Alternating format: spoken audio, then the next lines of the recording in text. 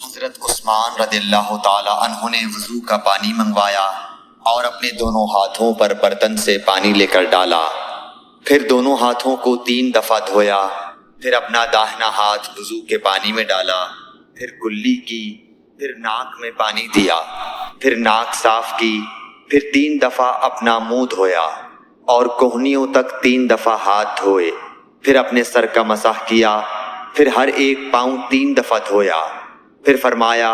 میں نے رسول اللہ صلی اللہ علیہ وسلم کو دیکھا کہ آپ میرے اس وضو جیسا وضو فرمایا کرتے تھے، اور آپ صلی اللہ علیہ وسلم نے فرمایا کہ جو شخص میرے اس وضو جیسا وضو کرے اور حضور قلب سے 2 رکعت پڑھے جس میں اپنے دل سے باتیں نہ کرے تو اللہ تعالیٰ اس کے پچھلے گناہ معاف کر دیتا ہے۔ ابو ہریرہ رضی اللہ تعالیٰ عنہ لوگوں کے پاس سے گزرے اور لوگ لوٹے سے وضو کر رہے تھے۔ آپ رضی اللہ تعالیٰ عنہ نے کہا اچھی طرح وضو کرو، کیونکہ ابو القاسم صلی اللہ علیہ وسلم نے فرمایا خشک ایڑیوں کے لیے آگ کا عذاب ہے۔ عبداللہ بن جریح نے عبداللہ بن عمر سے کہا اے ابو عبد الرحمن، میں نے تمہیں 4 ایسے کام کرتے ہوئے دیکھا ہے جنہیں تمہارے ساتھیوں کو کرتے ہوئے نہیں دیکھا۔ وہ کہنے لگے اے ابن جریح وہ کیا ہیں؟ ابن جریح نے کہا کہ میں نے طواف کے وقت آپ کو دیکھا کہ 2 یمانی رکنوں کے سوا کسی اور رکن کو آپ نہیں چھوتے ہو، دوسرے میں نے آپ کو سبتی جوتے پہنے ہوئے دیکھا، اور تیسرے میں نے دیکھا کہ آپ زرد رنگ استعمال کرتے ہو، اور چوتھی بات میں نے یہ دیکھی کہ جب آپ مکے میں تھے لوگ ذی الحج کا چاند دیکھ کر لبیک پکارنے لگتے ہیں اور حج کا احرام باندھ لیتے ہیں، اور آپ 8ویں تاریخ تک احرام نہیں باندھتے۔ حضرت عبداللہ بن عمر رضی اللہ تعالی عنہ نے جواب دیا کہ دوسرے ارکان کو تو میں یوں نہیں چھوتا کہ میں نے رسول اللہ صلی اللہ علیہ وسلم کو یمانی رکنوں کے علاوہ کسی اور رکن کو چھوتے ہوئے نہیں دیکھا، اور رہے سبتی جوتے تو میں نے رسول اللہ صلی اللہ علیہ وسلم کو ایسے جوتے پہنے ہوئے دیکھا کہ جن کے چمڑے پر بال نہیں تھے، اور آپ انہی کو پہنے پہنے وضو فرمایا کرتے تھے، تو میں بھی انہی کو پہننا پسند کرتا ہوں۔ اور زرد رنگ کی یہ بات ہے کہ میں نے رسول اللہ صلی اللہ علیہ وسلم کو زرد رنگ رنگتے ہوئے دیکھا ہے، تو میں بھی اسی رنگ سے رنگنا پسند کرتا ہوں۔ اور احرام باندھنے کا معاملہ یہ ہے کہ میں نے رسول اللہ صلی اللہ علیہ وسلم کو اس وقت تک احرام باندھتے ہوئے نہیں دیکھا جب تک آپ کی اونٹنی آپ کو لے کر نہ چل پڑتی۔ رسول اللہ صلی اللہ علیہ وسلم نے اپنی مرحومہ صاحبزادی حضرت زینب کو غسل دیتے وقت فرمایا تھا کہ غسل داہنی طرف سے دو اور اعضائے وضو سے غسل کی ابتدا کرو۔ ام المومنین حضرت عائشہ رضی اللہ تعالی عنہا فرماتی ہیں کہ رسول اللہ صلی اللہ علیہ وسلم جوتا پہننے، کنگھی کرنے، وضو کرنے اور اپنے ہر کام میں داہنی طرف سے کام کی ابتدا کرنے کو پسند فرمایا کرتے تھے۔ انس بن مالک رضی اللہ تعالی عنہ فرماتے ہیں کہ میں نے رسول اللہ صلی اللہ علیہ وسلم کو دیکھا کہ نماز عصر کا وقت آ گیا، لوگوں نے پانی تلاش کیا، جب انہیں پانی نہ ملا تو رسول اللہ صلی اللہ علیہ وسلم کے پاس ایک برتن میں وضو کے لیے پانی لایا گیا۔ رسول اللہ صلی اللہ علیہ وسلم نے اس میں اپنا ہاتھ ڈال دیا اور لوگوں کو حکم دیا کہ اسی برتن سے وضو کریں۔ حضرت انس رضی اللہ تعالی عنہ کہتے ہیں کہ میں نے دیکھا کہ آپ کی انگلیوں کے نیچے سے پانی چشمے کی طرح ابل رہا تھا، یہاں تک کہ قافلے کے آخری آدمی نے بھی وضو کر لیا۔ ابن سیرین کہتے ہیں کہ میں نے عبیدہ رضی اللہ تعالی عنہ سے کہا کہ ہمارے پاس رسول اللہ صلی اللہ علیہ وسلم کے کچھ بال مبارک ہیں جو ہمیں حضرت انس رضی اللہ تعالی عنہ سے یا ان کے گھر والوں کی طرف سے ملے ہیں۔ یہ سن کر عبیدہ نے کہا کہ اگر میرے پاس ان بالوں میں سے ایک بھی ہو تو وہ میرے لیے ساری دنیا اور اس کی ہر چیز سے زیادہ عزیز ہے۔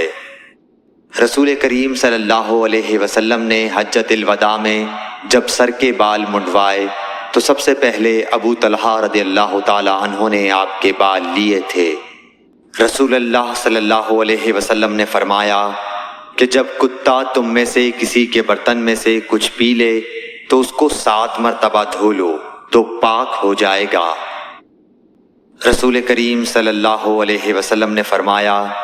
کہ ایک شخص نے ایک کتے کو دیکھا جو پیاس کی وجہ سے گیلی مٹی کھا رہا تھا، تو اس شخص نے اپنا موزہ لیا اور اس سے پانی بھر کر پلانے لگا حتیٰ کہ اس کو خوب سیراب کر دیا۔ اللہ نے اس شخص کے اس کام کی قدر کی اور اسے جنت میں داخل کر دیا۔ رسول اللہ صلی اللہ علیہ وسلم کے زمانے میں کتے مسجد میں آتے جاتے تھے، لیکن لوگ ان جگہوں پر پانی نہیں چھڑکتے تھے۔